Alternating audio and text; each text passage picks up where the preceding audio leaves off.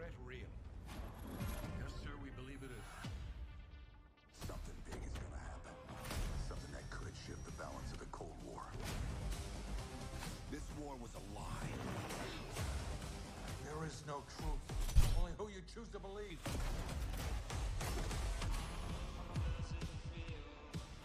Available now.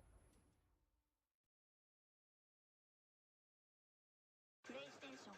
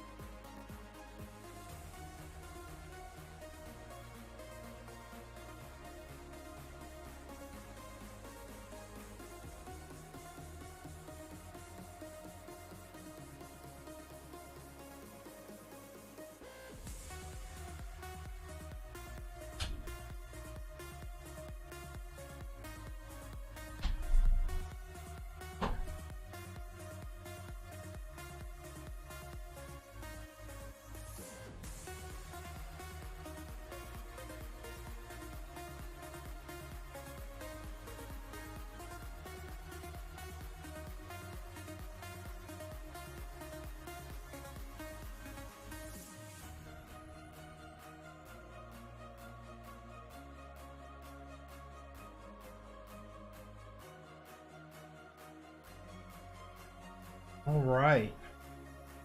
All right. Okay.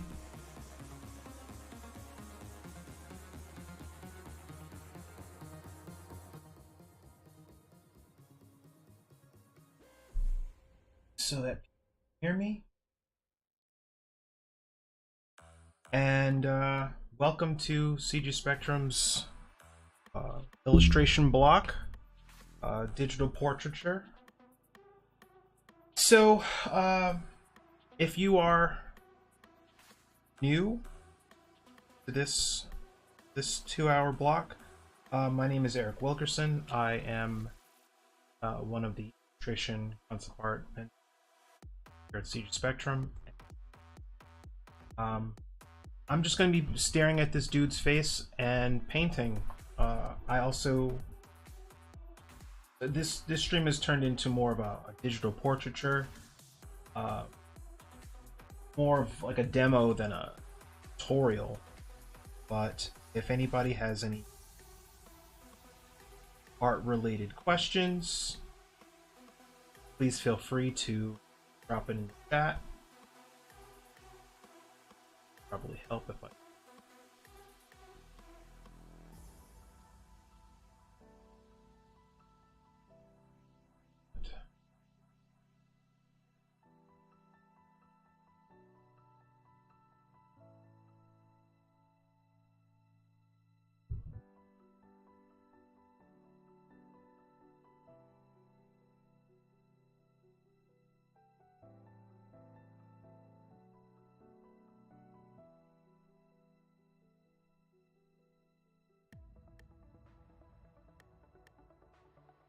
Great. So, Patrick, hello. How are you? All right. Back. Windows.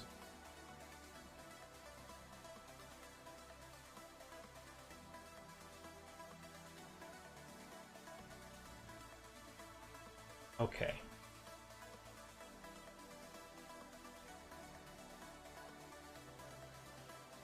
So, for anybody that is a student of CG Spectrum, I placed an additional reference image in the general DigiPaint folder, so that you don't want to continue painting along or drawing from this reference. There is a head study or a photo reference for a woman's face. I'll show you what that is. So, great. So this is the additional head reference that you can grab from the website. Patrick, I am doing well. Asking.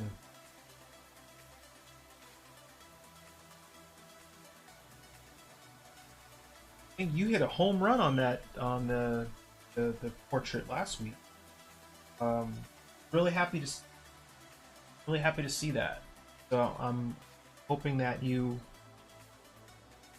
learned something or got something out of that experience. And so, you know, if you want to, great. So try the new one today and see how far you get. You know, continue working on it in your free time, or if you just want to keep it down to a 2-hour study, then you know that's all good too. So I am going to just sit here and do my thing, and if you have any questions, give me a shout out and answer.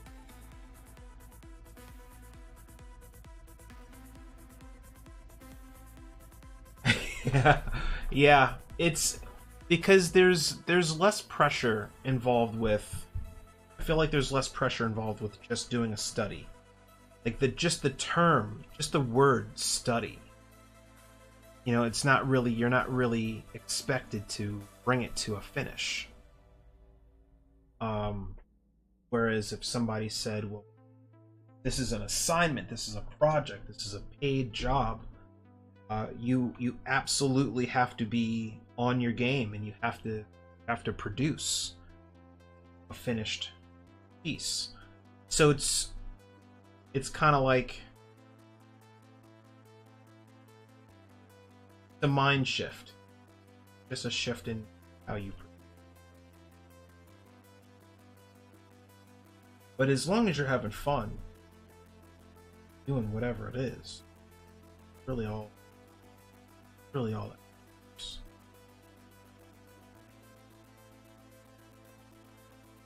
Okay. So I didn't have time, but I probably should have kept going with this after the class because you kind of lose steam. You have to rev yourself back up. Remember how to draw stuff. Because if this were a oil painting exercise for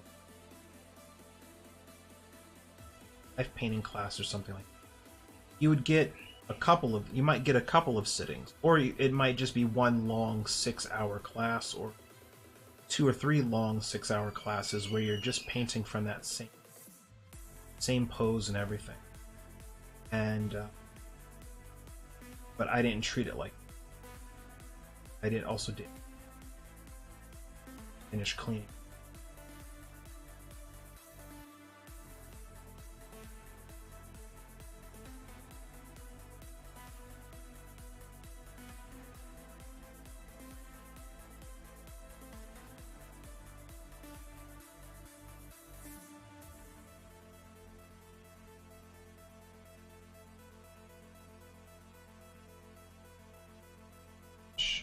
I could name these brushes instead of it just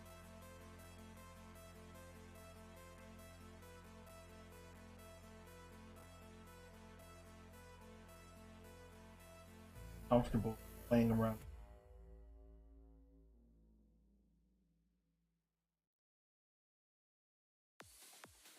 Brush that I was using. That's awesome.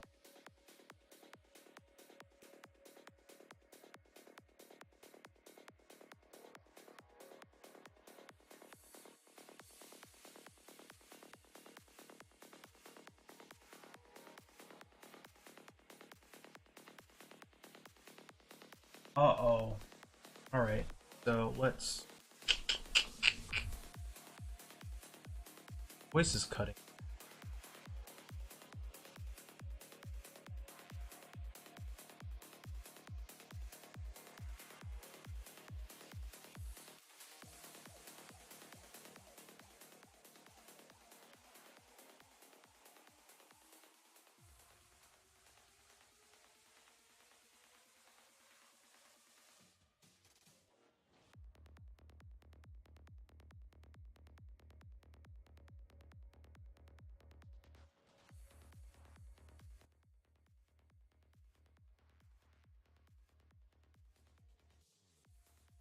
Alright, so how is it now? Tell me if it's still cutting out on... I'm not really sure how to play with the settings, but let me know if it's still cutting out or if you can hear me without any issue. I'd hate to think that I have to paint and draw stuff without listening to trance and dubstep, but I'll get by if I have to. It's just going to be really upsetting, and I don't know if I'll be able to go on, but all right, good. All right.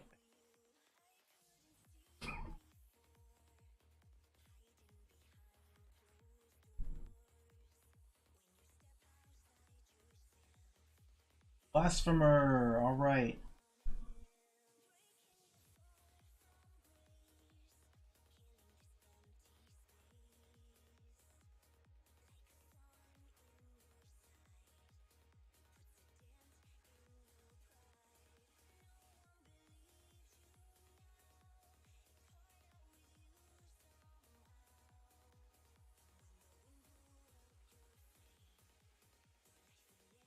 I'm going to do this.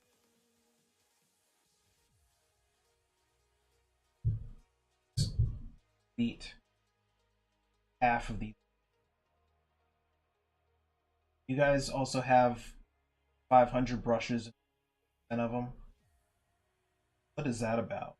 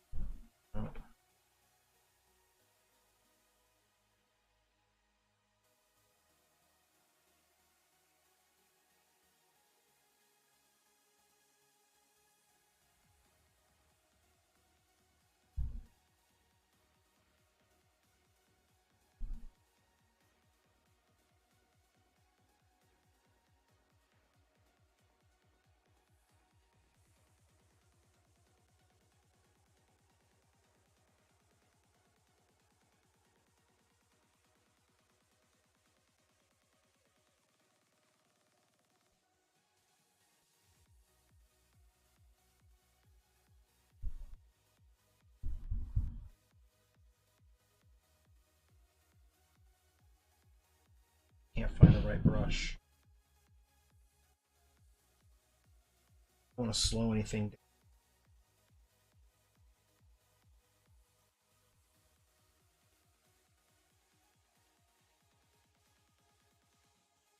There's this really cool program, I think called Magma Studio, where people can, like, up to like something like 20 over to almost 30 people can occupy the same, share the same screen and draw.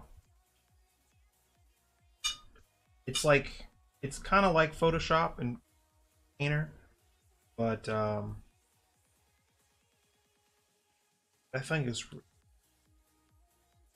able to have an open screen where we could all just sit and draw together.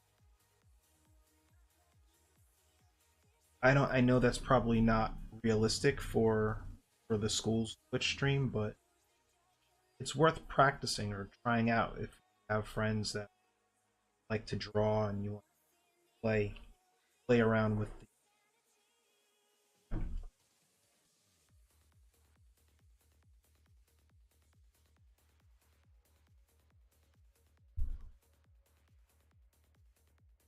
Rushback. Hey, Rushback.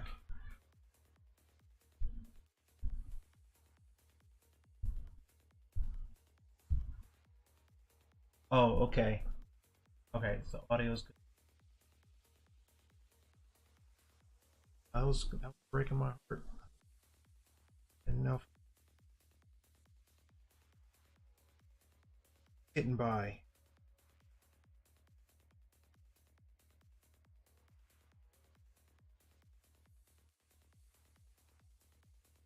So I know I should probably just cheat and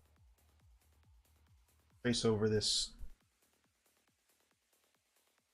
or just do a looser, just really quick block in, just to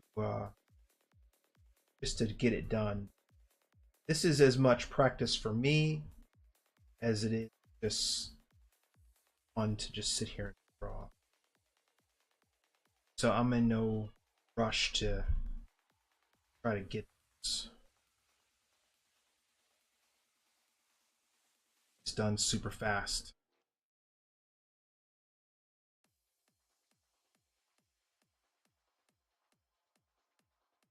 But if you're using the reference that I posted in the school Slack page and you just want to do a quick outline of the over the photo reference and then dive directly into painting it, that's fine as well, because it's all practice.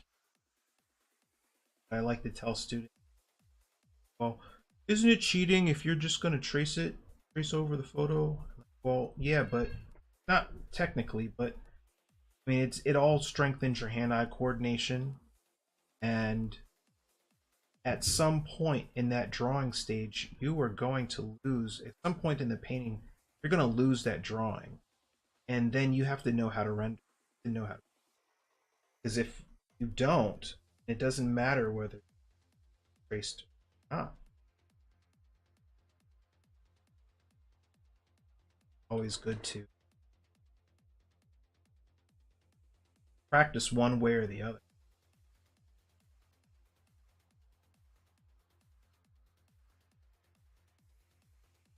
Nervous.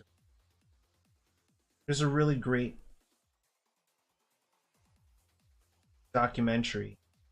piece of a documentary by, oh, where'd it go? Oh no. Oh. So, I don't know if you guys are familiar with the work of Drew Struzan, but Drew Struzan is a movie poster illustrator, and he did this. There's a DVD. I don't know if you see it.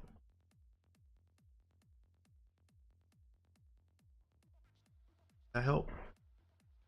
Ugh, that's even worse. Here we go. So it's the Drew Struzan, like how he created the Hellboy movie poster. So it goes into like how he takes all of the different stock photos from the set and all that, and projects that onto a canvas or on an illustration board, and just traces out over the photo reference, and then begins rendering, completing his drawing before going to paint it. He says video how yeah, he could paint it from life, draw it from life. He is classically, he has a deadline. Nobody's gonna wait days for him to render out the likenesses of like multiple characters on screen on a movie poster, especially when all of those actors probably have to sign off on it. If it's wrong, then he's got.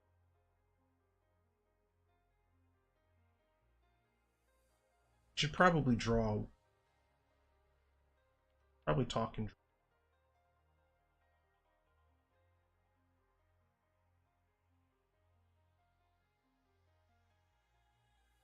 Yeah, it's Hellboy. It's called Conceiving and Creating the Hellboy Movie Poster Art. Drew Struzan. 98 minutes. Provides an up-close and personal look at the thinking and technique go into every poster he's ever created. The answer fans and professionals alike have been waiting for. So yeah, you want to know how Drew Struzan worked? Created different movie posters for Star Wars. Highly recommend. Just waiting for a nice quiet day where I can sit and watch it without distraction. Just never seems.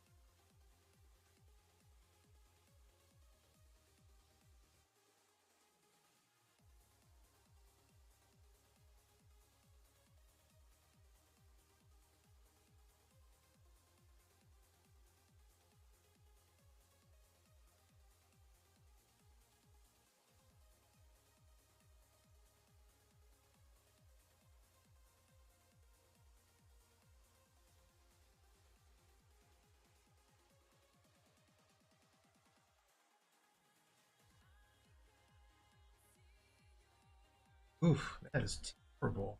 I am ripped off my.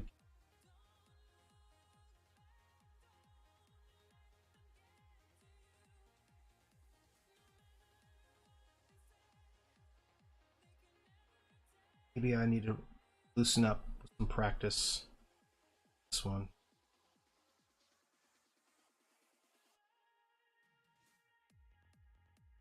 Eating myself.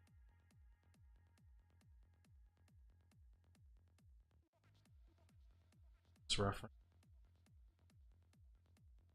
And do a couple of practice sketches.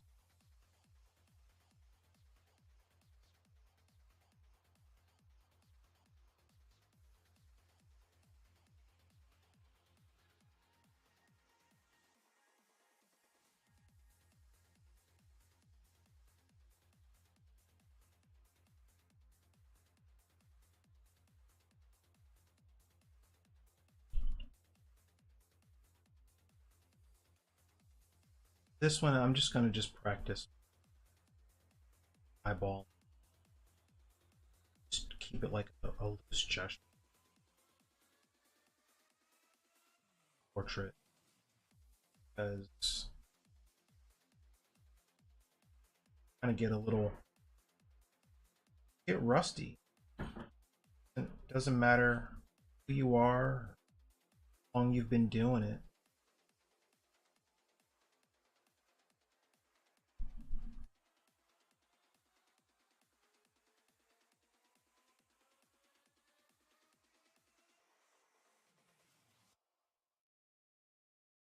Some really 90-minute challenge.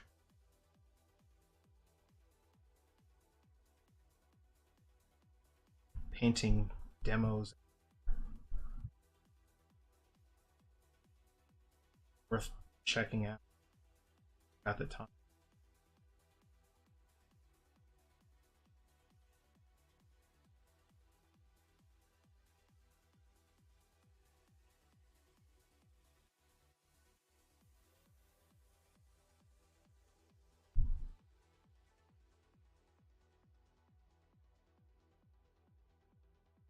I say, Carrie, your cousin Carrie. Hi. Hi, Carrie. How are you? Does Carrie draw or paint, or he or she be hello?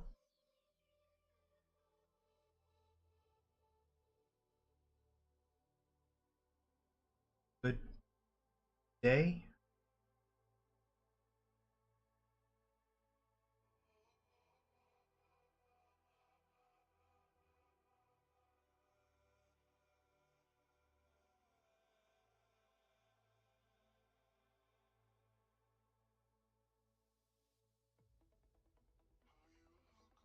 This is a kind of sketch that I would probably do. I only had a few minutes to do it in, or it was timed a few minutes, 10 minutes. Don't have time to really sit there and labor over it, trying to get every little detail. More about just laying in the form.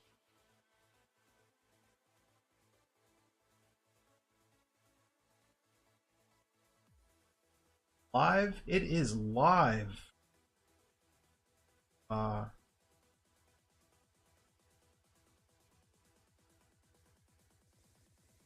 Messing around in Photoshop.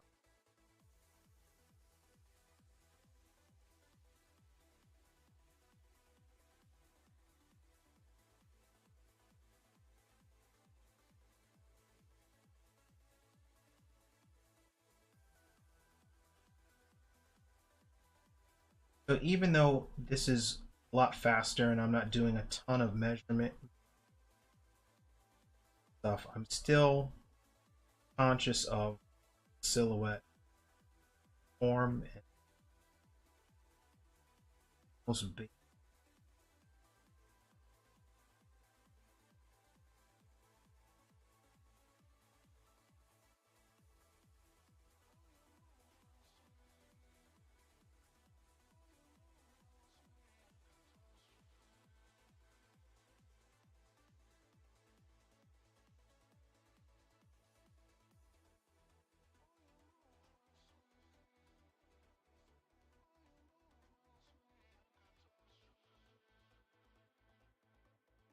Vision is terrible. Need a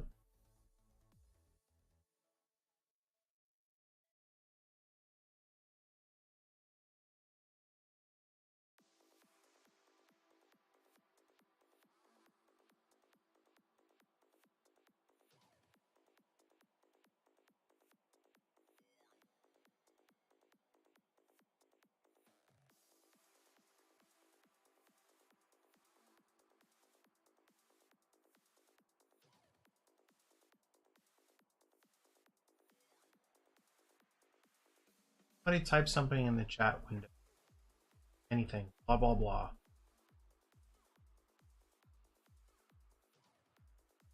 Text over that window.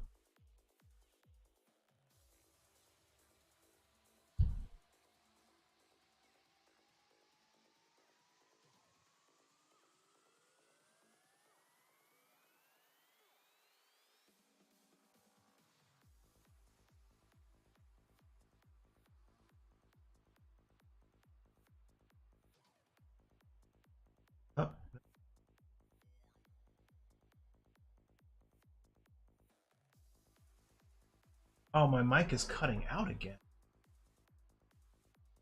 Oh, I don't even know what to do about that.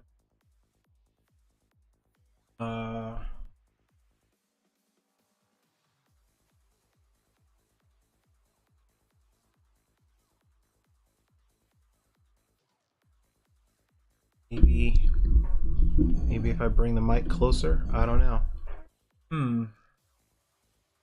Check my fancy settings. Testing. Let's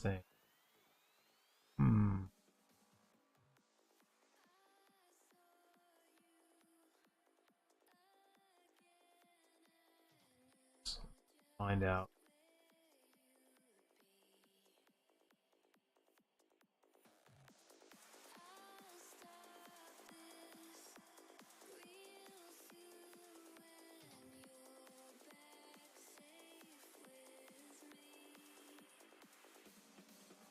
One of these days I should probably get around to learning how to control OBS, right?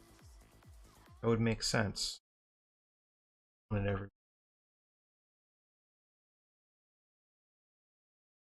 don't know if that'll do it, but we are.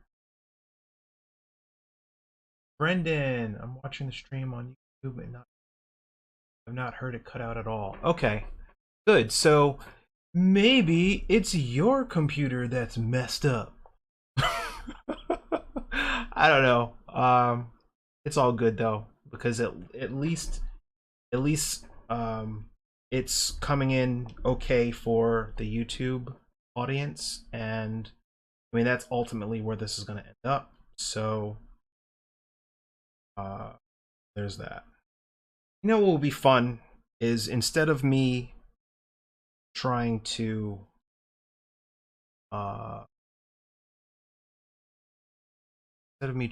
sit here and measure and do it like I did last week, I am going to set a timer as if I were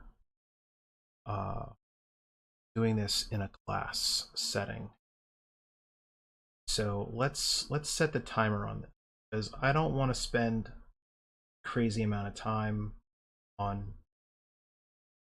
drawing before just diving right into doing a little quick painting demo. I think that would be cool. So I don't know, 12 minutes? 12 minutes seems about, let's make it an even 13.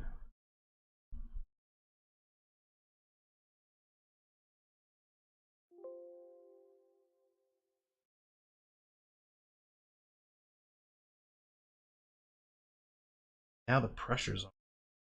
So this app is called Cool Timer, and it's really great for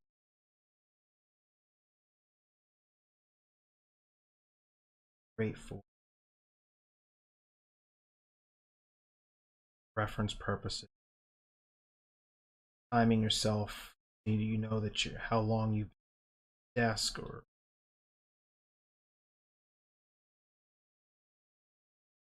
drawing.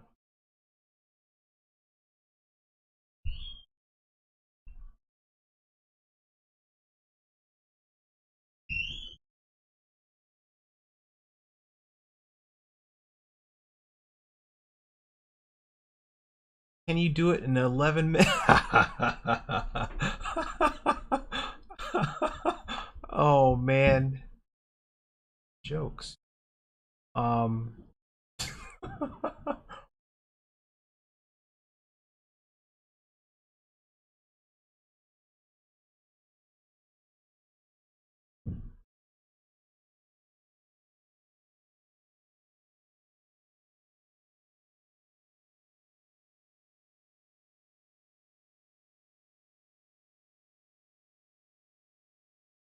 Yeah, 11 minutes. That's all right. So now we're gonna wait. I'm gonna do it now I'm gonna do it in 11 minutes and 10 seconds.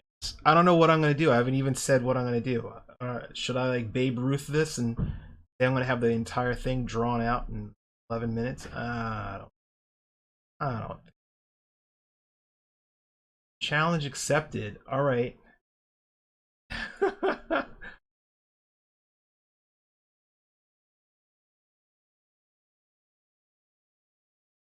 So I'm doing a little bit more of an angular,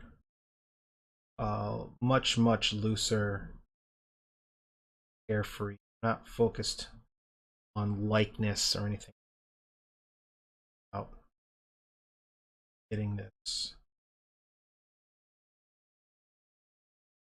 place. I mean, you'll see comic book artists are so good at this, just making up a face on the fly, but it also comes from an exhaustive amount of practice and a style where they've kind of perfected or drawn whatever it is that they're drawing so many times that just they have a shorthand for it, for drawing feet, muscles, buildings, all of these. So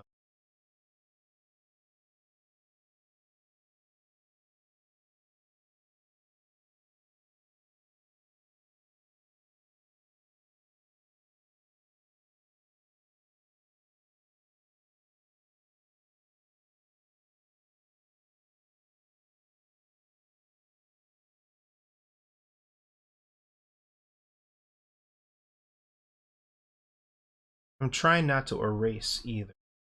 Try to treat this like it's like a ballpoint pen sketch. If you've ever drawn in pen, you know how permanent that is.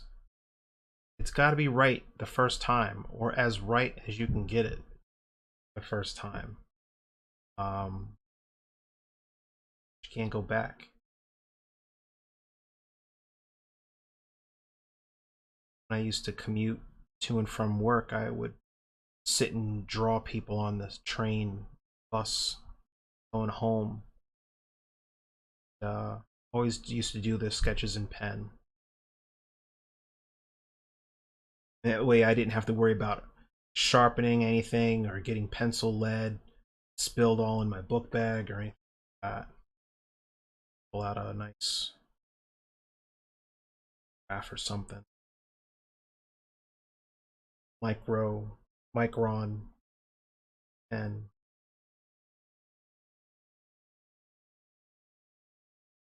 still want to get some kind of structure.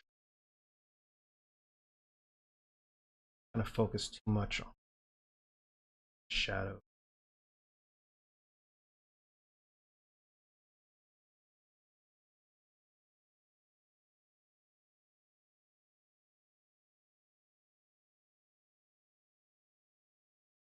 Yeah, it's like if you do the same route, same thing every day, you kind of move with the motion of the train or of the you just keep your hand circling. It's like, so I could sit here and draw and then shake back and forth, you know, as I move. You just get a more interesting line. It's a little bit more jittery, but ultimately you just come back in.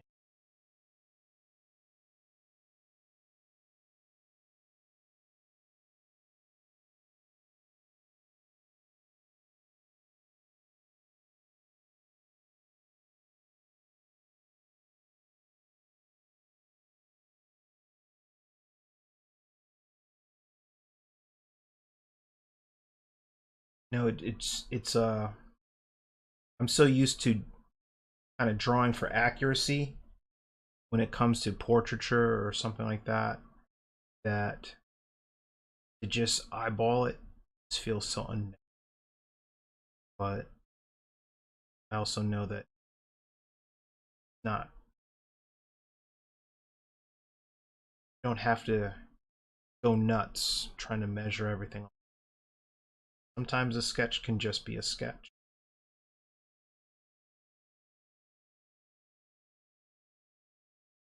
But this kind of practice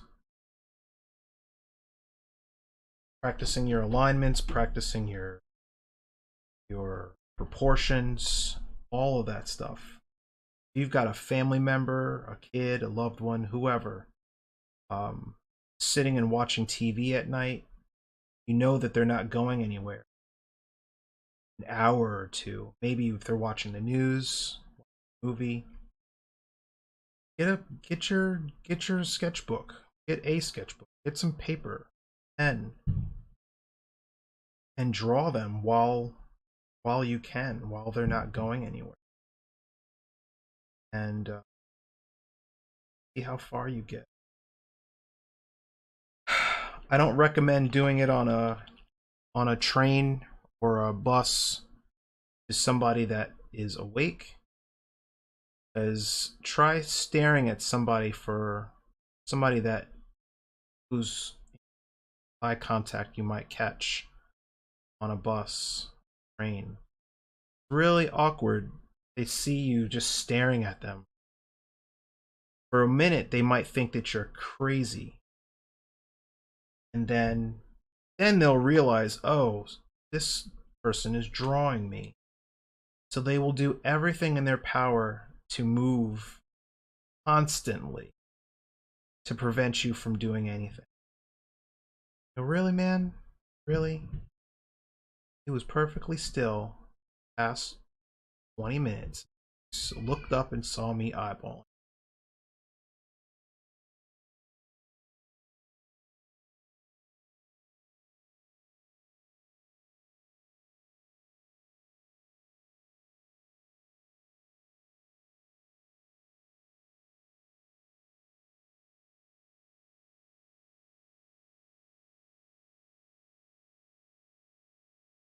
Thing with drawing a woman's face is keep it delicate, as delicate as you can. So even if you see certain lines, shadows, different things like that, it's always a good idea.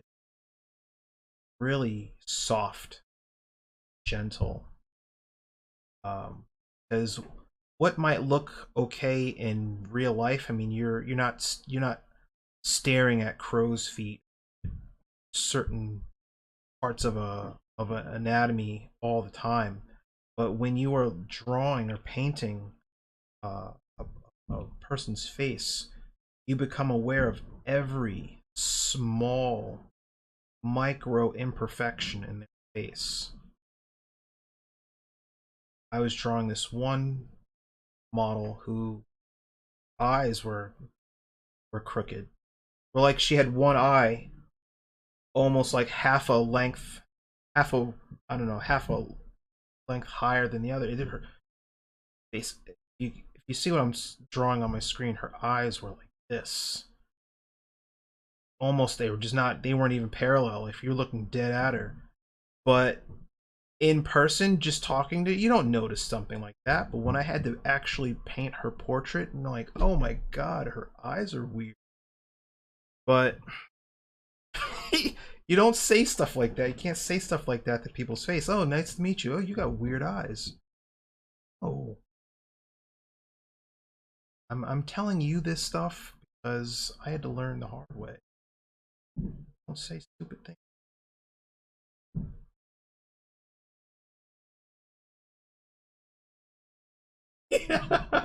Yeah. I mean, if you, yeah, you're saying, yeah, if you draw a, somebody that's a beautiful person on the train, but again, like it's something you should just do and then not show them, because regardless of whether they're beautiful or not, like it just here, I drew a picture of you. Can I get your phone number? No. What are you doing, man? Go home. Get off the bus. Get off the bus.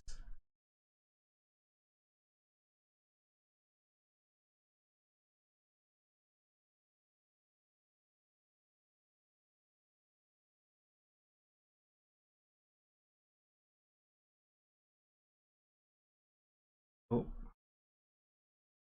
Just like it's a different story if you are drawing somebody and somebody else sees it. Oh, that's pretty neat. And maybe you get a commission out of it. Maybe somebody says, "Hey, my kid likes to draw. You paint my kid?" You say, "Yeah." "How much would that be?" "Oh, a couple $1,000s." "Why so much? You should do it for the love of art, not for the money." Oh.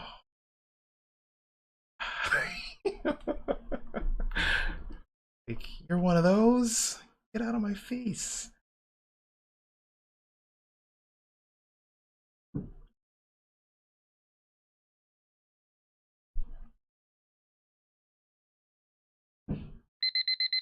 Oh my gosh.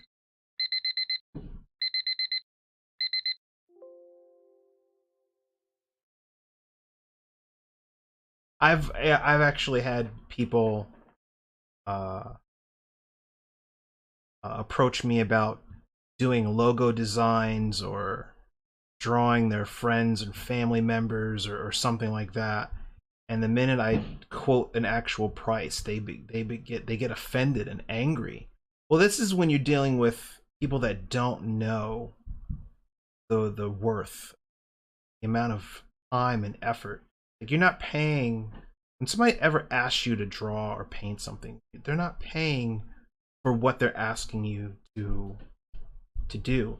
They're paying for all of the time and practice and hours, numerous hours that you spent building up your understanding and practicing to a point where you could do what they're asking you to do in a reasonable amount of time and accurately, right? So that's why I tell students, don't lowball yourself. You know how to do the job and you can do it well. Somebody says, "Oh, I'll pay you $50 for it." Tell them to get lost.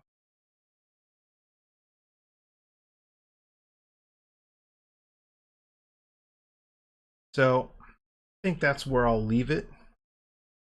And then I will spend the next couple of minutes blocking in some colors. Which I'm not sure how I want to start off painting this, because there's two ways I can do it. I can start off with a wash underneath this line art. I see my layer. Okay, good. 11 minutes does go by quickly. And so what you should try doing, Patrick, is if you're going to draw from this reference or from a reference, keep reducing that time. Okay? Say, all right, well, this is what I was able to accomplish in 11 minutes. Let me see if I could do the same thing in 5. Let me see if I can do the same thing in 7, 8, you know? Keep shedding some time off of that. But you can also do it in reverse and say, okay, well, I'm going to draw this face or I'm going to draw this full body in a minute. So then you have to be conscious of just how much you can achieve within that minute. And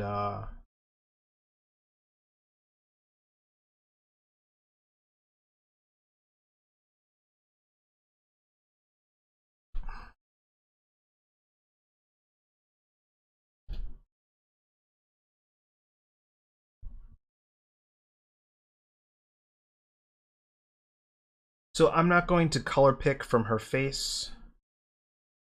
I am going to use my palette and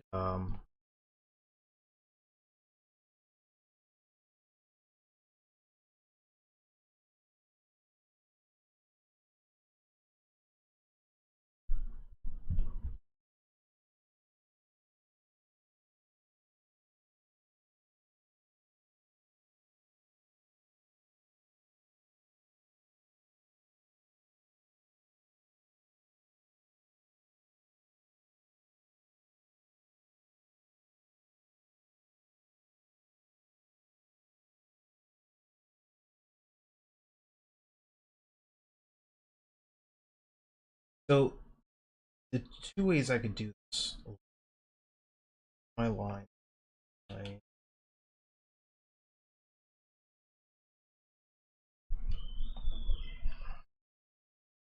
That's my line. So you typically might see somebody start off and they'll be painting their piece. Um,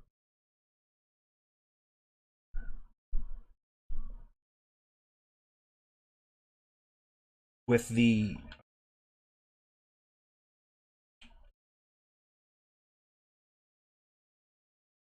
line art over top, and then they can quickly go into painting highlights, the midtones, and all that. Versus taking this color layer and putting over top of everything. Then you instantly lose that line art. There's no roadmap anymore. You have now painted over it.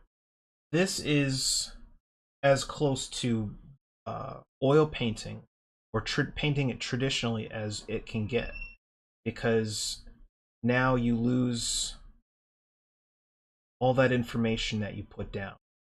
So what's the in between? What's the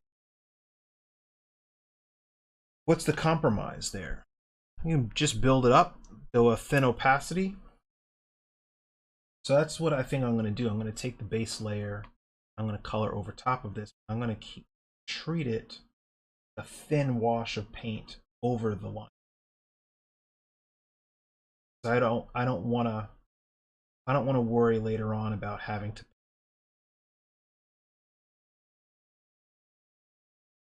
paint out the line. I'm just going to paint.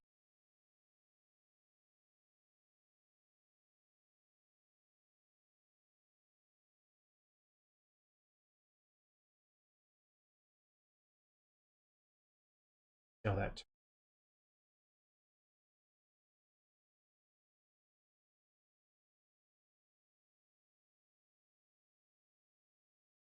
What brush am I using? This is honestly, I don't know. It's this really cool chalk brush, sponge thing. I paint practically all of my digital illustrations either with this brush or some variation of it. And I absolutely love it.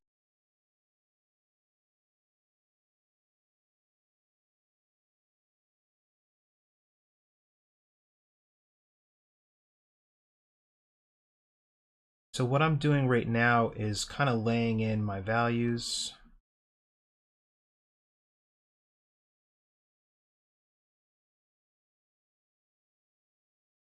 I tend to just do stuff like this really quickly. I like to treat these experiences, these little exercises, as close to how I would work.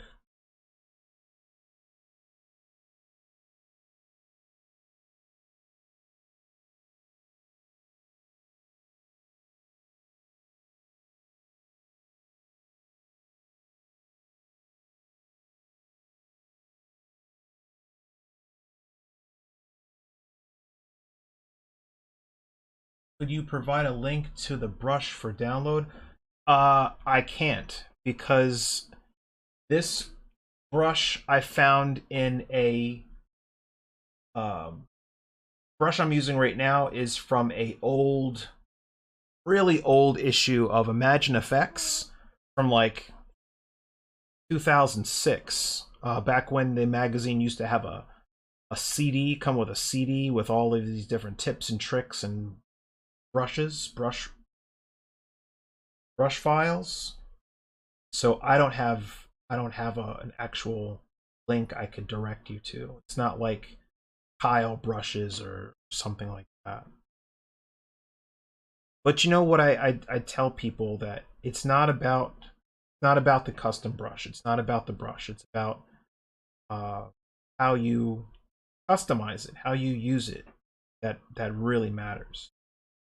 And if you can get a good effect with something that you make on your own, even better. Like I have a brush. You could technically make a custom brush out of your own name. Just paint the entire piece with your name. Like I have a couple of brushes. One of them is one of former students, a Nikita brush, had a Vita brush, and I used to have an Eric brush, but I kind of thought it was a little obnoxious to be painting illustrations with name. So, uh,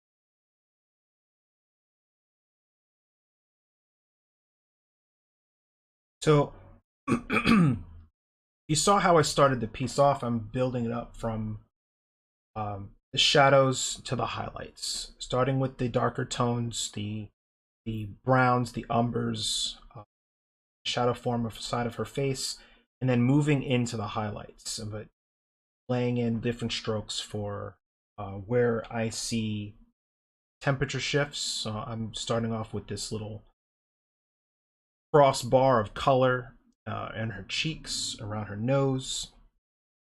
So like if you're a concept artist and you're doing a painting or a splash art or something like that for a character, and that character is out in the wilderness and it's cold outside, you need to have an understanding of what that's going to do to the skin, uh, what kind of temperature, what the temperature you should paint the skin, and where blood is going to pool up in the face.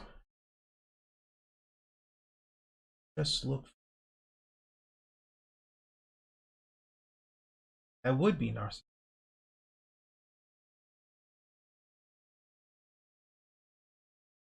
Yeah, I actually did. I made this for my own purposes. Like I was never happy using the color picker in here.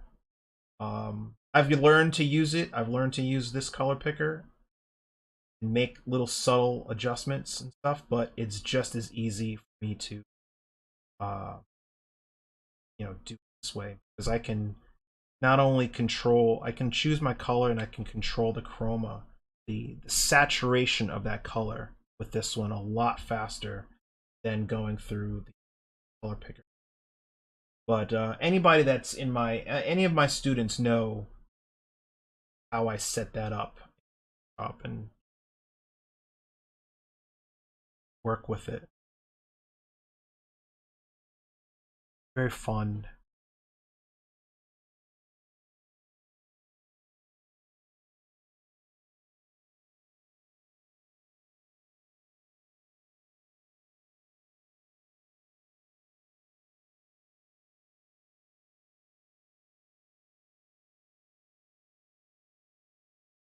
Patrick, are you still with us? How are you doing? Are you like done? Patrick's probably done. I'm waiting on you guys.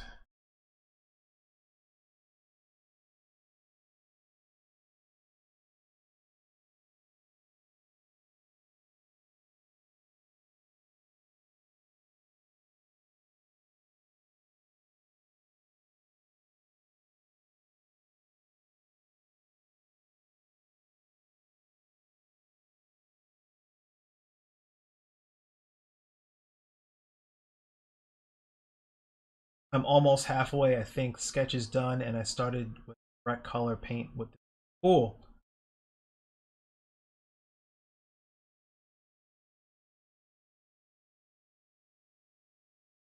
Excited to see what you do. Just remember, Brandon could do it in half the time you're up against.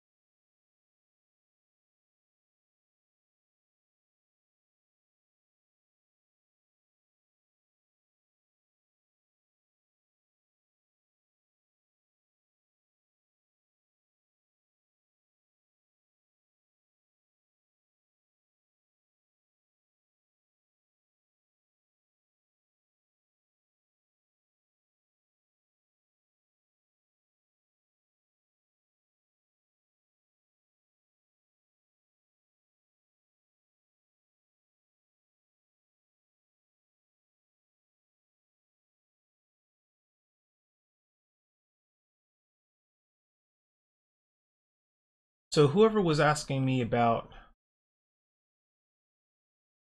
the brushes, um, I would recommend taking your time to make a custom brush. Something that you can have some really you can make a custom brush and get some really funky effects with it, just based on the settings in Photoshop that you use. So you find some stuff that you really happy with, that there's like that no publisher, no art magazine ever have. It was unique just to you. And if you can tailor it to your liking and get the results that you want, then that's all that matters.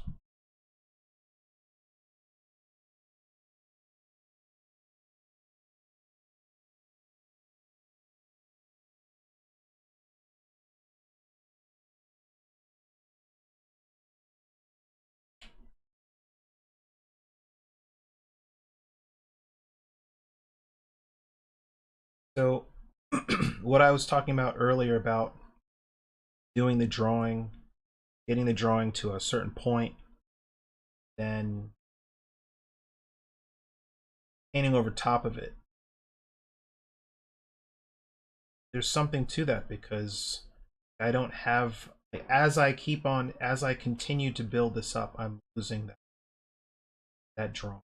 So at this point, this piece survives or fails based on standing up. This is all information, that it's all practice that you can use to apply to your creation of your alien character, your monster, demon, blah blah blah, concept design. Like, what if the skin tone was red? What if the skin tone for this character was blue? You would still have to understand that monster has blood flowing in their body. So then you have to guess or come up with a solution to what do temperature zones on a alien or a creature's face look like? Is it all just going to be some flat blue makeup, or is it going to look like there's blood underneath there, hints of yellow or green or something like that? That's up to you. That is completely up to you.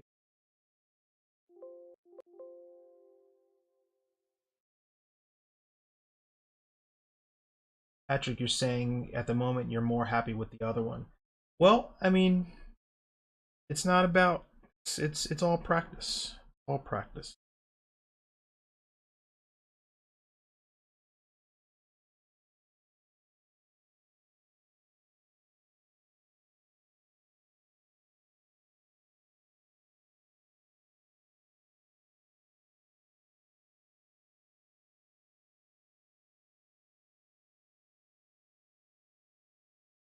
One teacher I used to have in college, he would he would know what students thought they were a big deal.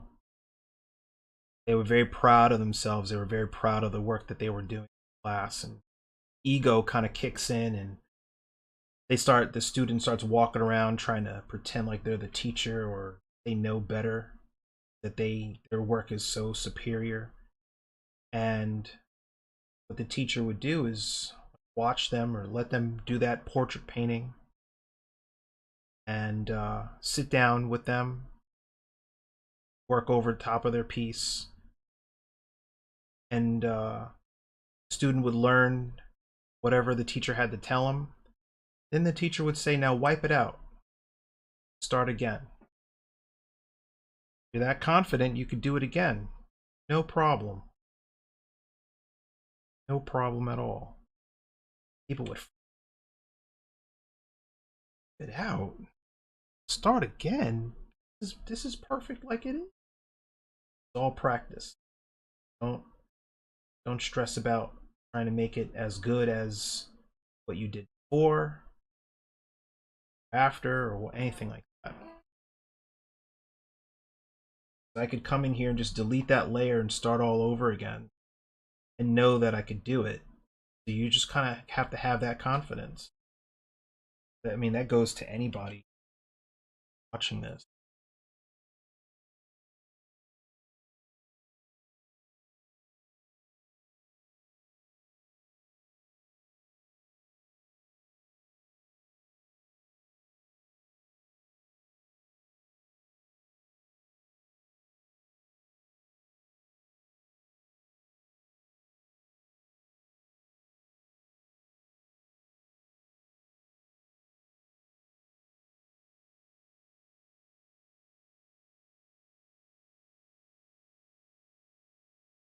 I mean, that myth was not a myth at my school. The teacher never ripped up your piece. He never damaged your art. He would just say, now start over. Wipe it out and start over. And some people did. And it knocks them down. It creates a humble artist. Because if you start, bragging about how great you are at doing a certain thing, sooner or later you go on Instagram and find out that there are like 12 other people or more all over the world, significantly more, that can do it just as well, if not better.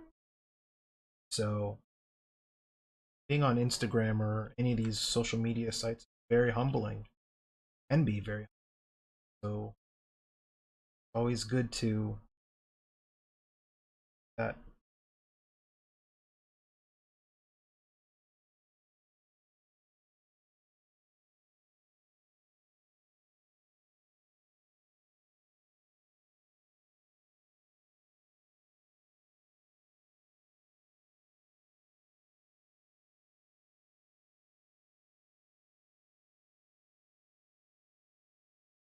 I think I'm gonna actually finish this one. Opposed to kinda done.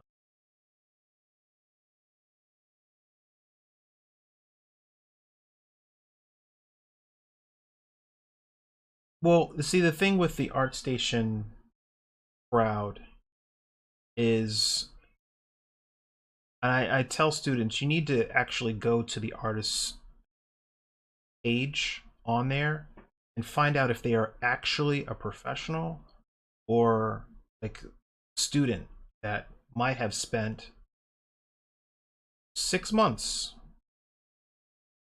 2 months, whatever, rendering the crap out of whatever just blew your mind.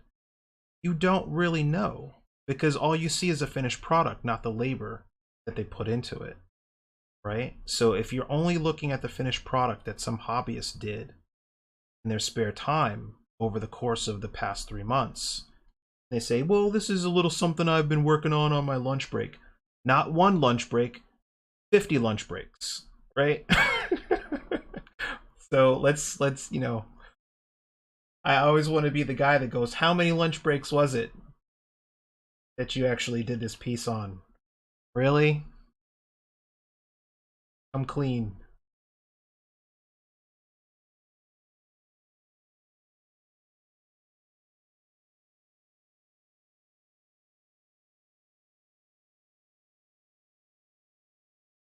So tell my students, don't compare yourself. At least try not to compare yourself too much. So always good to be aware of what's out there. Don't beat yourself up about it.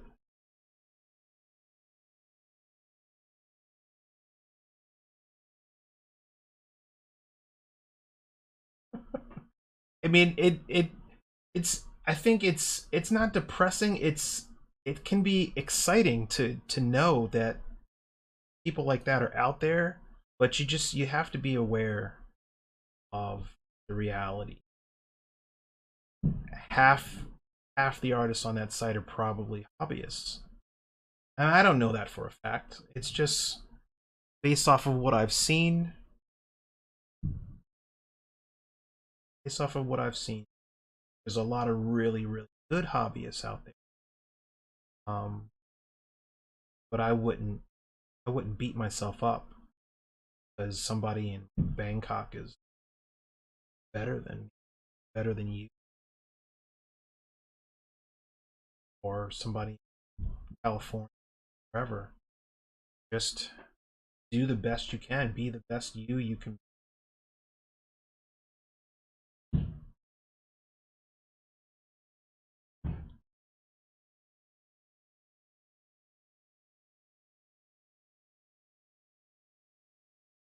Patrick, how you doing?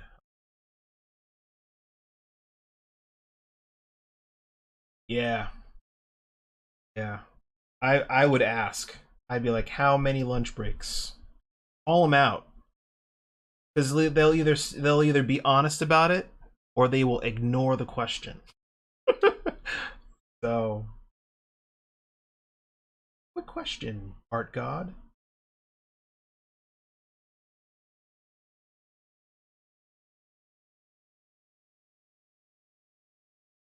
You also probably don't want to incur the wrath of fan base. How dare you ask that question? This is Art God.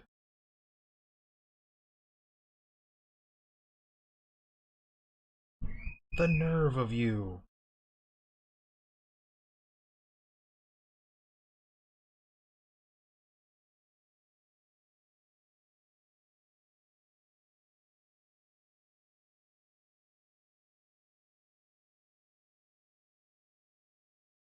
So Patrick, when you're painting this, painting your version of the character, I mean of your face here, um, pay attention to the uh, the shadow sides of her face and the temperature of those shadows.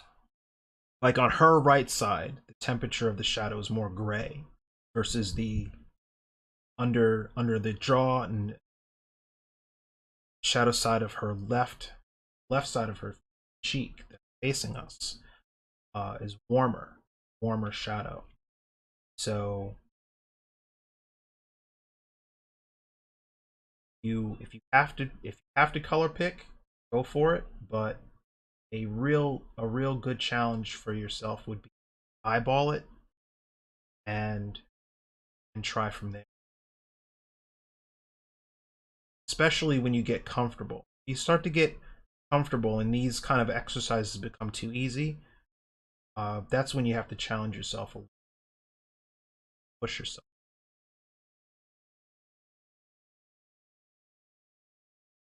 Now, if anybody's watching this, see that I'm kind of all over the place, bouncing around from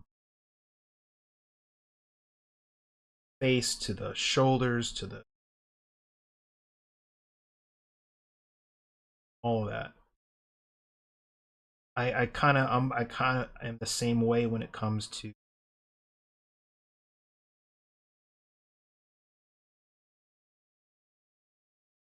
this kind of thing. Oils.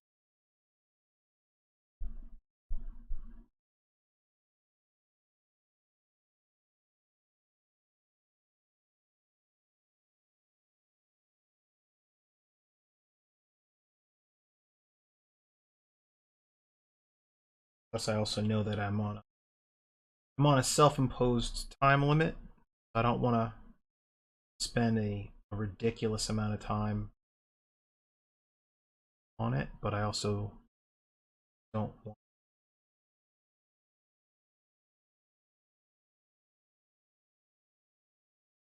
to turn out a really rough, unfinished piece. Well, it's going to be unfinished, but to a degree.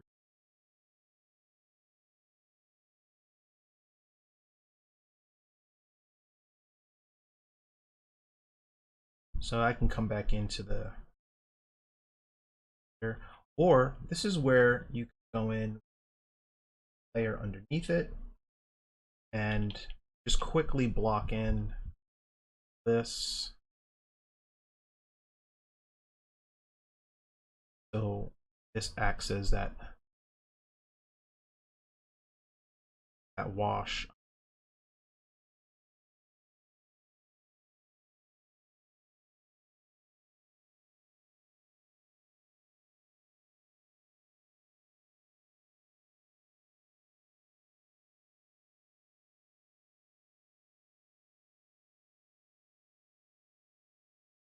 I'm not worried about the accuracy of the hair.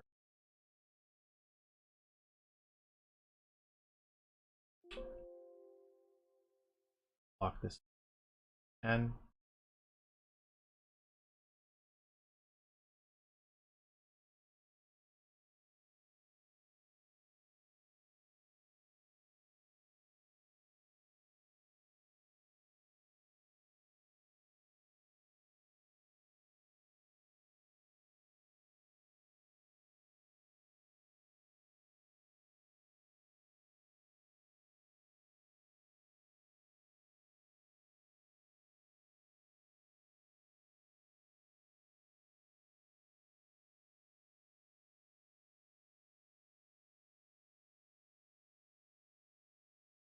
typically like to paint this kind of thing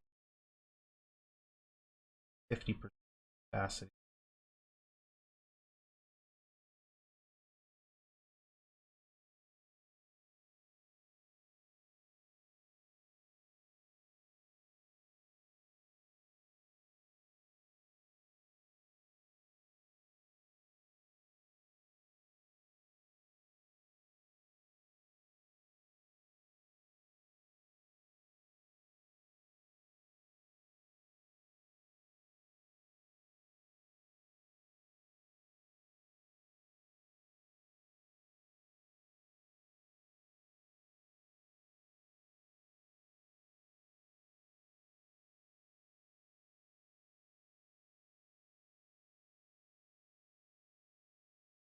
Husky is asking,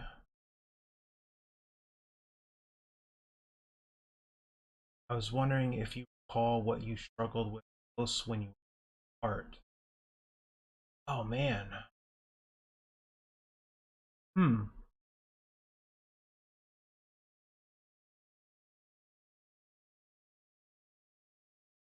That's a really good question. I think the thing I learned I had the most struggle with was learning how to control paint and get it to do what I wanted it to do.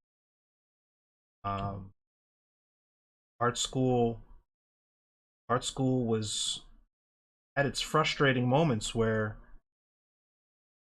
you never really know if you're going to make it or if you should just drop out and go be a plumber or something. Get good benefits or something, from what I hear.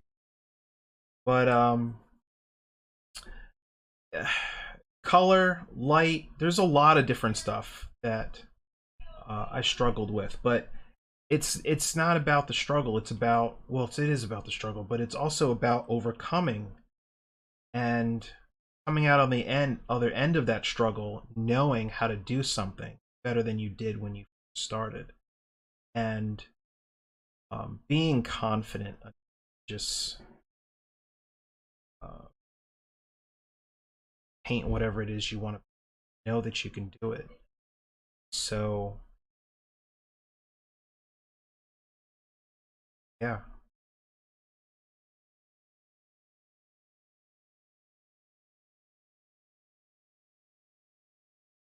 I mean, there's stuff, making art, learning how to make art.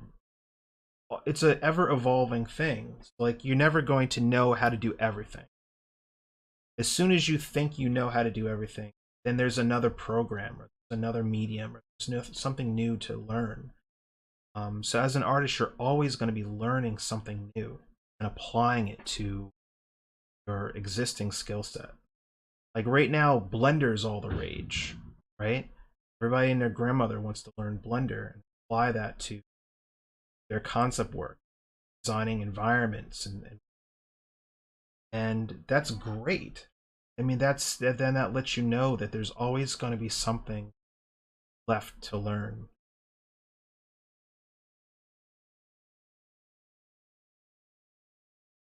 That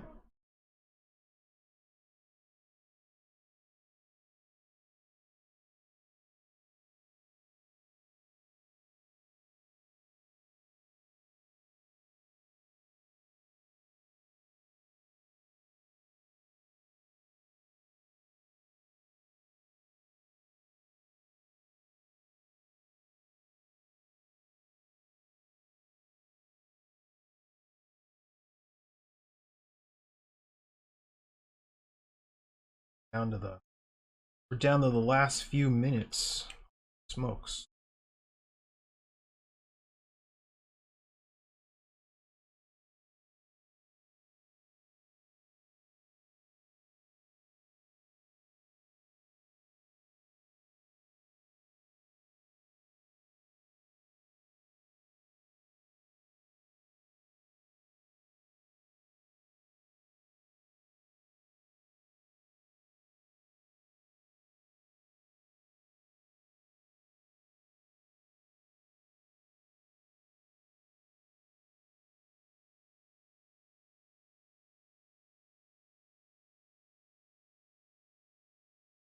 I mean, your stuff's going to get judged whether you show it on social media or not. And if you're afraid of feedback, then this is not the right field. When I was in school, my teacher would tell us to put our artwork up on the wall for critique. He would stare at it and pop a stick of chewing gum in his mouth and smack it real hard, and then look back at us and say, "What do you think?" He would tap somebody's piece on the wall and say, "What do you think?" And then tell us, "I'm not going to stand here and talk for 3 hours. You have to tell me what you see. What do you like and what don't you like about this piece?" And you learn to have a thicker skin from those kind of experiences, because we were brutal to each other. Portions are wrong. Your anatomy is weak. Color schemes are trash. Like, we would destroy each other, but we weren't just saying it to be mean. It was right. We all knew what we were talking about, and we leaned in on each other, but it made us stronger. It made us better painters, better illustrators. So by the end of the course, somebody could tell us something was off about our piece. We would hear it, we would take in what they were saying, and then we would apply that feedback. But if you're afraid to put your stuff out there because it might get, somebody might say something negative, you have to ask yourself, are they just trolling you, or are they actually telling you something you need to hear but just aren't phrasing it properly? You know, it could be nice about it and say, hey Patrick, this is really cool, but I think you should change this, change that, versus you suck, get another job. Ugh. You know, you don't need that. You could remove those posts, right? But I don't think people, I don't know, depends on follow or following you, but I don't think people are out there just to be mean. If they don't like it, usually they just won't respond at all. From my experience, people only respond if they actually, if it's something they worthwhile that they really feel like they should respond to. But I think that being in that coming from that mindset of being worried about what people might say, you put your work out there, nobody's going to know you exist if you don't put your stuff out there. That would be what I'd say. That's my tidbit.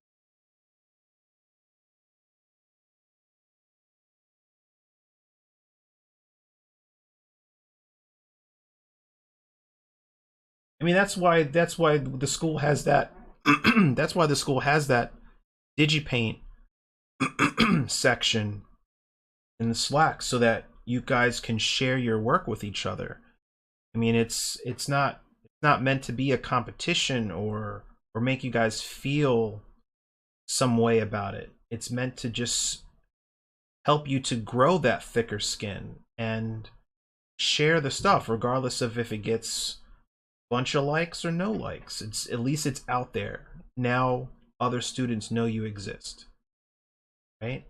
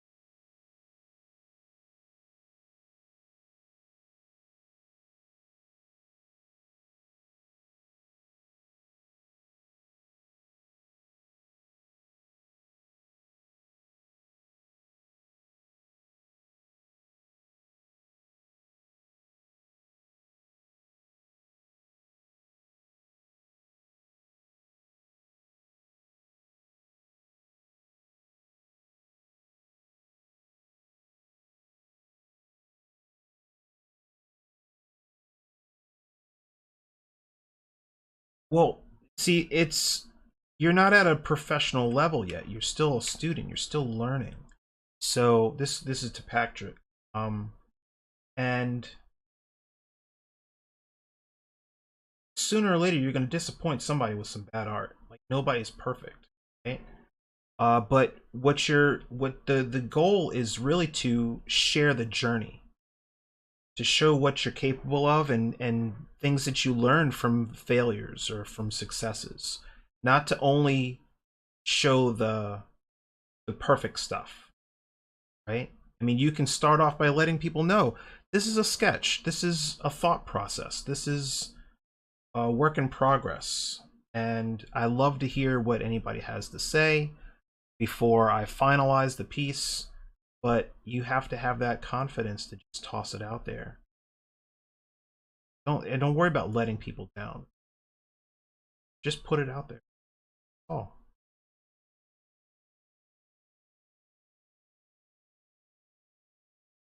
Rushback is just gonna say I'm perfect. Yeah, why not? Nikki Chai. I think it's really easy to forget there's a range of people, different points in their artistic journey. Just see the stuff, all the good art all the time. Absolutely, absolutely. I mean, every student at CG Spectrum that is in the concept illustration department is at different points in their artistic journey. Every single one. So, like, they didn't start off the race at the same time. Some might have parents that are artists and might have learned a little something extra before everybody else. Like, my daughter's 5. She knows color theory. She knows how to paint digitally and traditionally. Because she's down here all the time doing it. Now, if I put her in a room with 5 other, 3 other 5-year-olds and said, paint a face, guaranteed she'd win. Guaranteed. I bet money. Bet money. But like that's everybody's artistic path is different. So I tell people don't stress about that. Don't stress about being perfect. Just grow. Just learn. Don't compare yourself to other students. Don't compare yourself to professionals that have been, especially professionals. Don't compare yourself to professionals that have been out here doing this for like 20 years. Like, oh man, I'll never be that good. I mean, give yourself a break. Give yourself some time. You know what you don't know. Really don't. So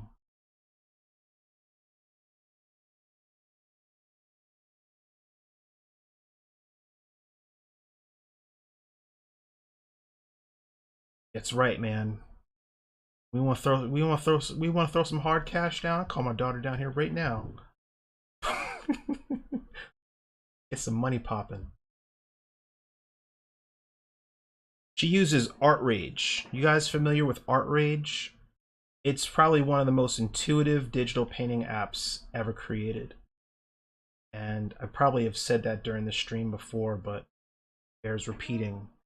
The program is just fantastic, especially for little kids with that are still learning their like fine motor control and stuff. Like, you can put them in front of this program and they'll intuitively know how to mix paint, grab the paintbrush, and do whatever they have to do with it pretty quickly, as opposed to fumbling around in Photoshop trying to find the right blend mode and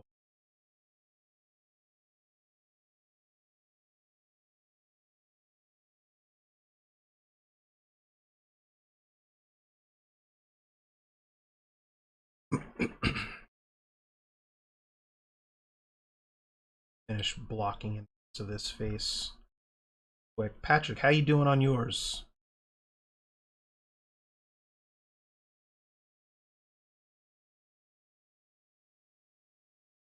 Nikki Chai, I'm pretty sure she could. Pretty sure she could. But she'd probably also lean into you that your stuff is trash if you don't impress her. Now, I didn't teach her to say that.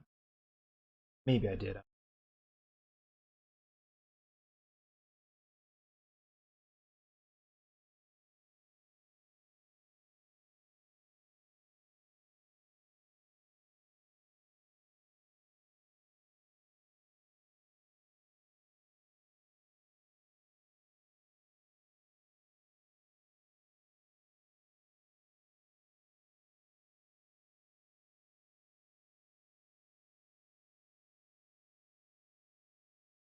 Trying to fix mistakes, but doing good. All right, that's what I like to hear.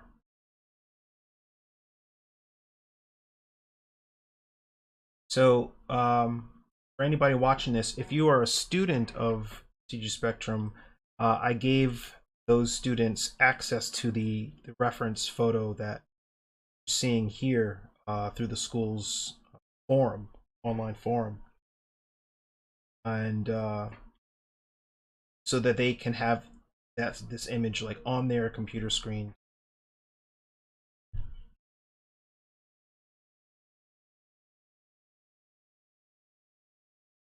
That's right, Rushback. She got burnt up.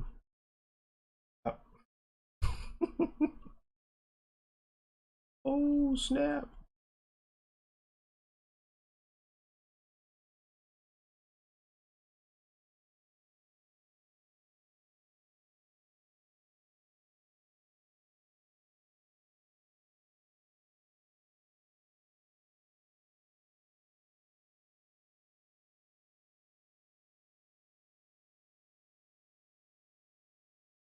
There's a lot of subtlety in color in and around the mouth that I'm not going to get into.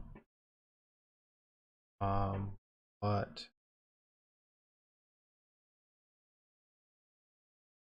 also, this is fun. This isn't, for me, this wasn't about accuracy. It was just about, let's paint a face. Try to get all those fun temperature zones and all that stuff in there, but keeping it subtle and letting some of that background tone show through, shine.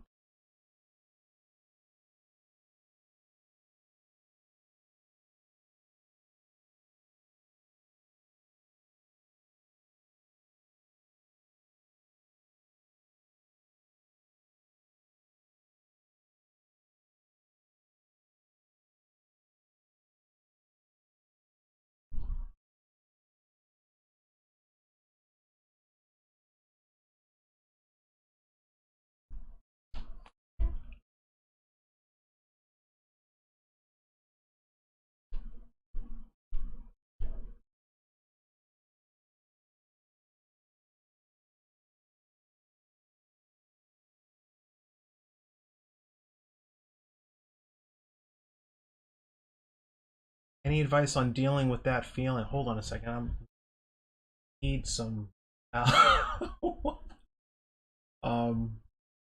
Chai saying, but also as a student now, my struggle is less of making bad art because that's just part of the process. But I'm worried just stagnating and making mediocre art for a long time. Any advice on dealing with that feeling?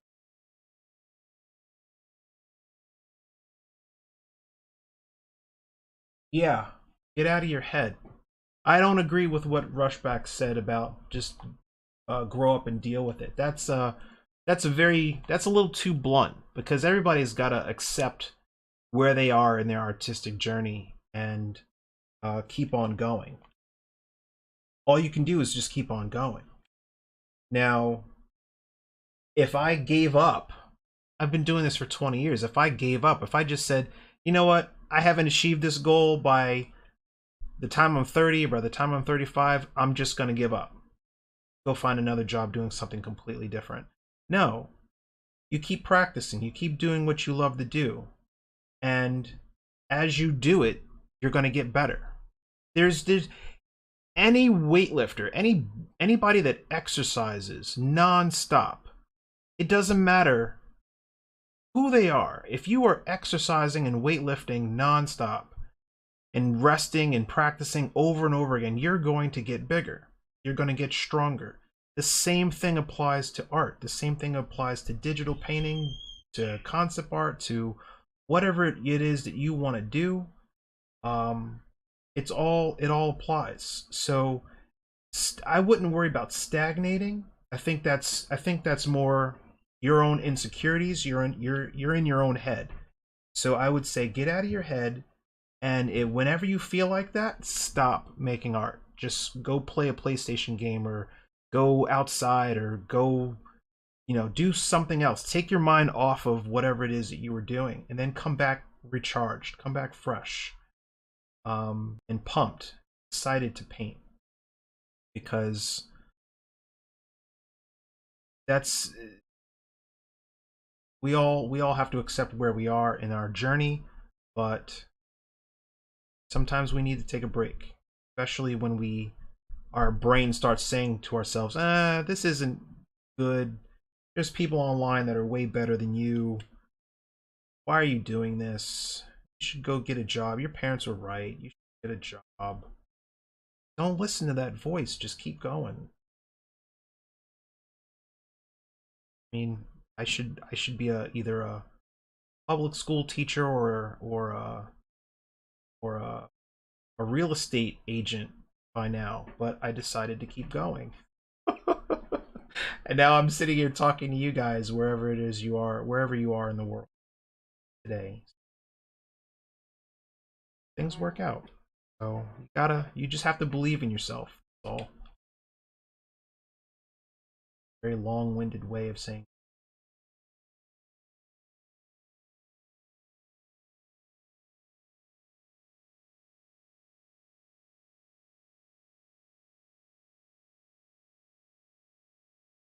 Yeah, you're welcome. Everybody's got those thoughts, Patrick. I had those thoughts for years. Years. Why am I doing this? My work is not as good as XYZ Illustrator out on store shelves. Like, can't believe not where I want to be, blah, blah, blah. I mean, you just got to keep going. Got to keep practicing.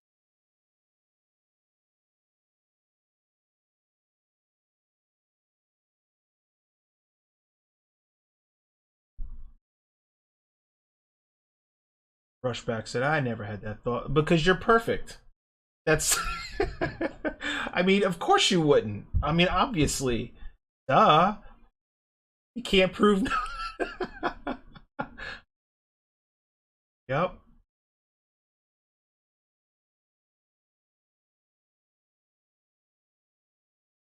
Nikki, yeah.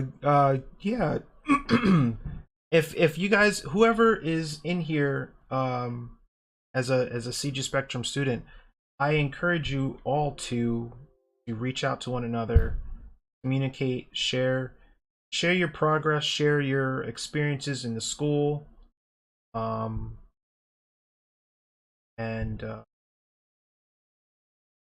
there.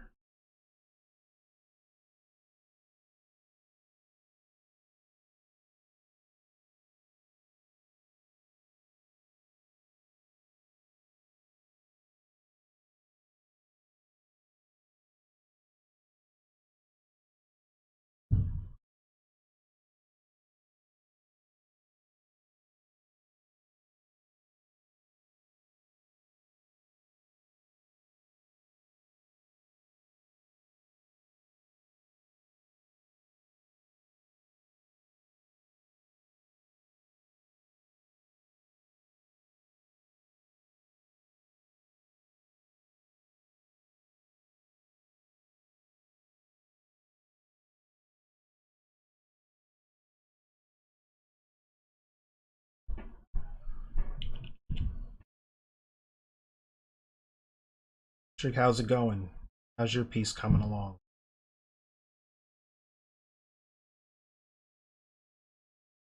Yeah, man, I don't know who Nikki Chai is. Maybe that is Nikita. Nikita, is that you?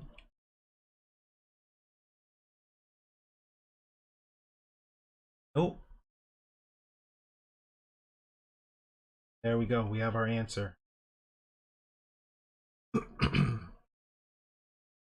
Right. I'm gonna go for another couple minutes, finish blocking in this face. Let's put 5 minutes on the clock. Patrick, you think I can do it? Let's do 6 minutes. All right. Whew. Okay, here we go. We're just gonna do the face, and 7 minutes. I'm not that confident. All right, there we go. Brandon can do it.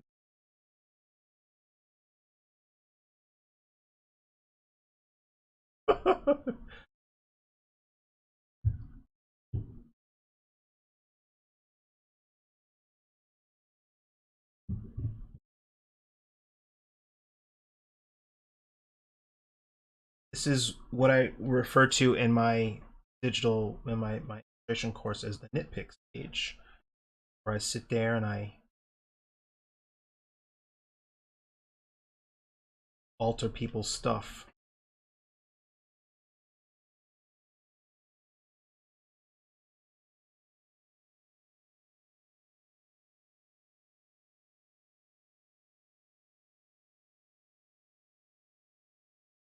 Yes, remember that. Always remember that. Remember that every time you see something on ArtStation or anywhere, remember that. It's I had an old woman at a in a life drawing class tell me once, life is short, art is long. Okay?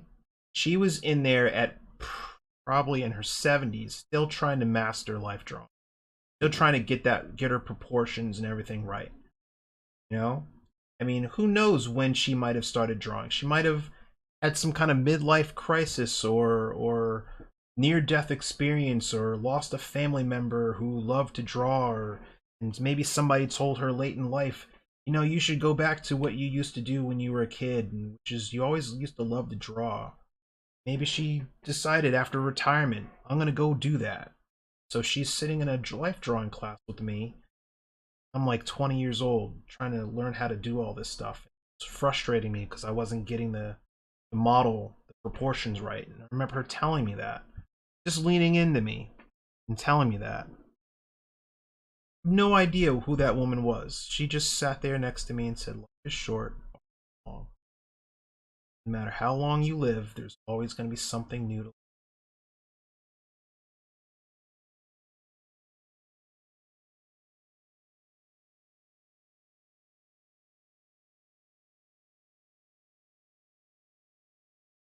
So that's my mic drop takeaway. I'll send you off.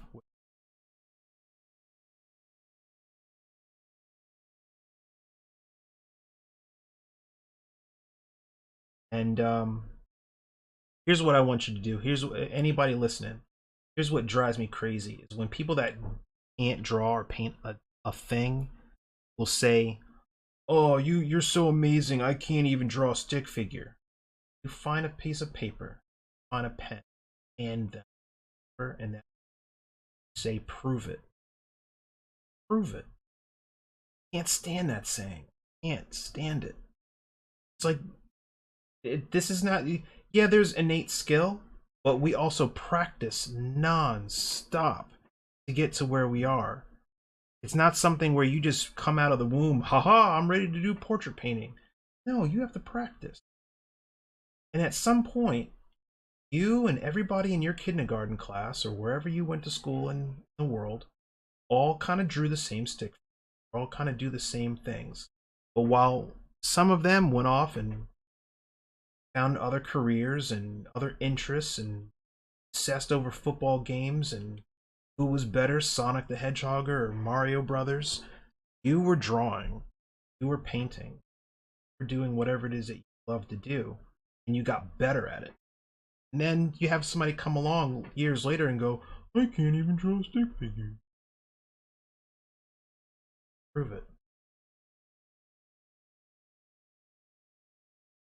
Yeah, you're such a talent. I wish I had that ability. Well, shows a different path.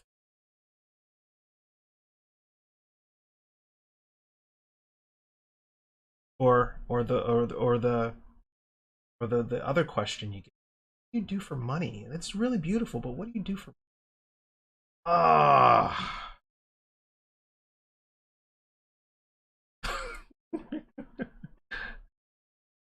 oh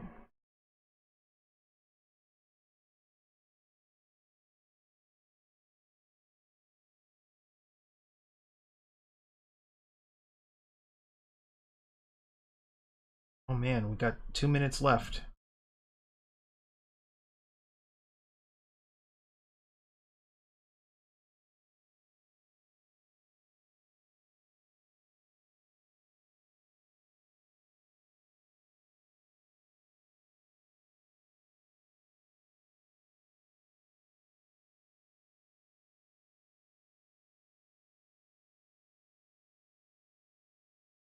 Right.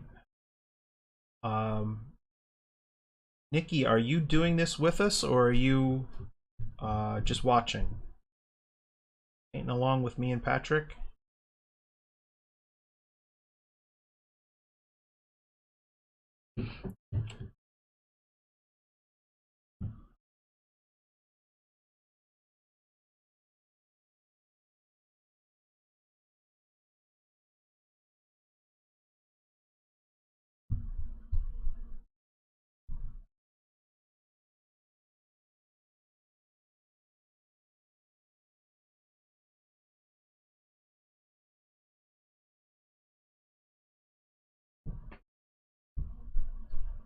Awesome. Glad to hear it, Brendan. Glad to hear it.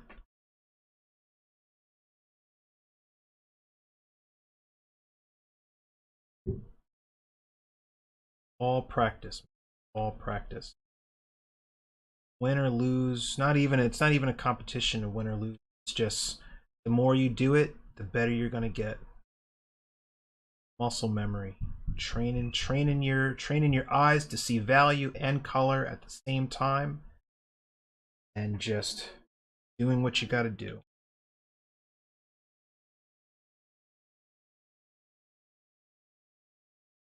To it.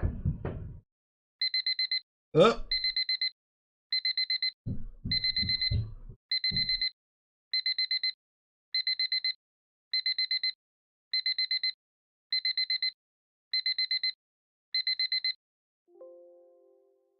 Right. I think I'm gonna keep on going, but I want to.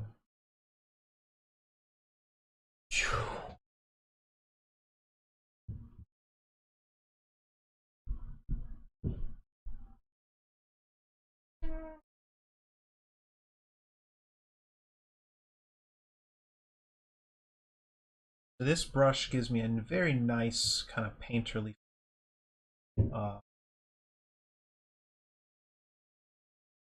kind of try to paint out kind of little edges or things that just scream shop. Just treat it like a wash stuff.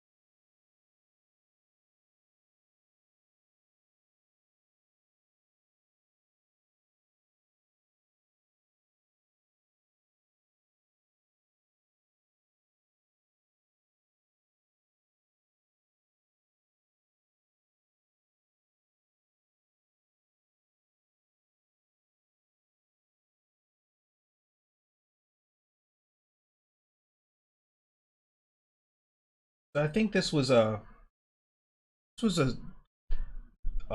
cool exercise.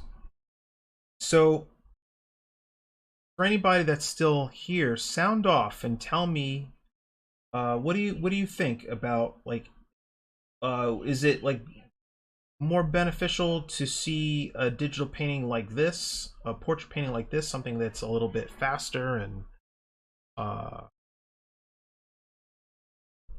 more looser, or something that's a little bit more or a lot more structured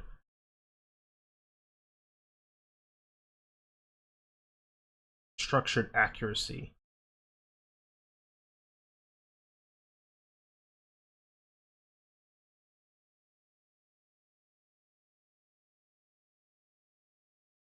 Thing like either way. All right, so I'll mix it up. I'll mix it up so that we can address a lot of different things. Keep it fresh. Cool.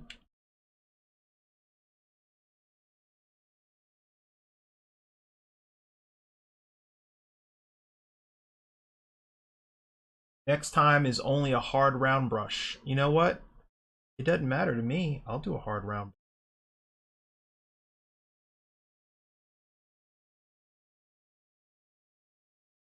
Fine.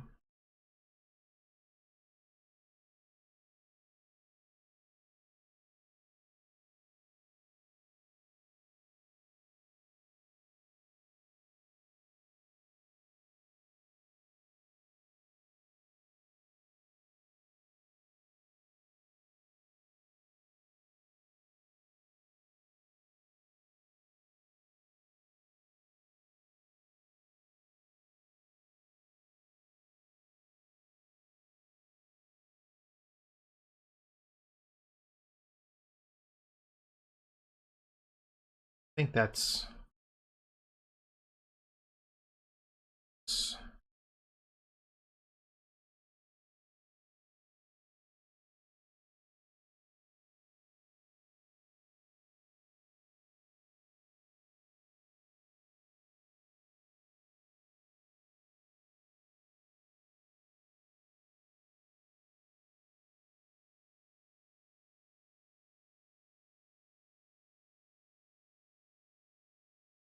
maybe not.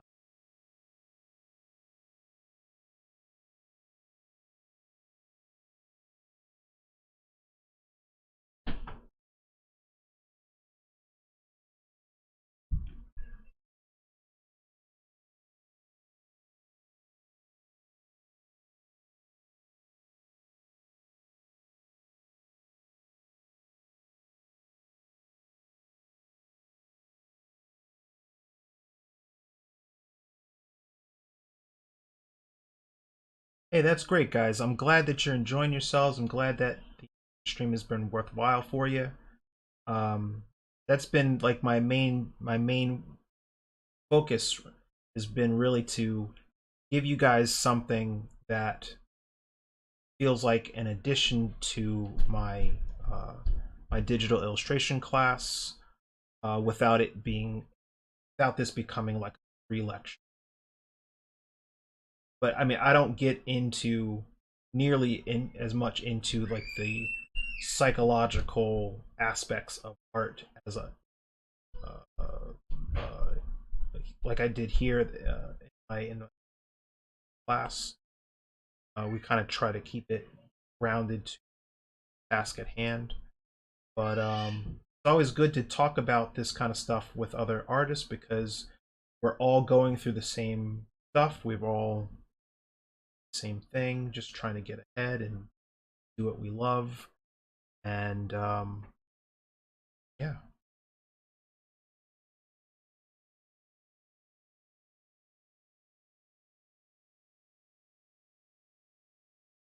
So that's where I think that's where I'm going to leave it for today.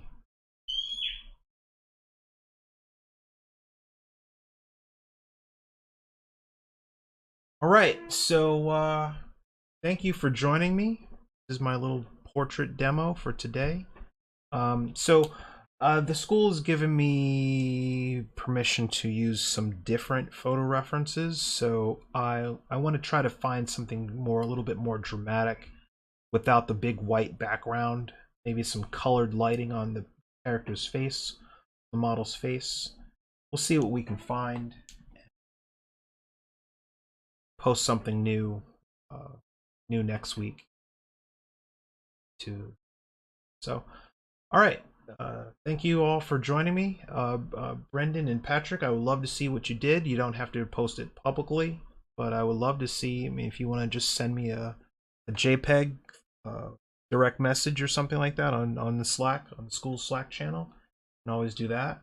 Or post it in the DigiPaint. Let people know, hey, we're over here painting portraits Fridays at 3 p.m. Right? Cool.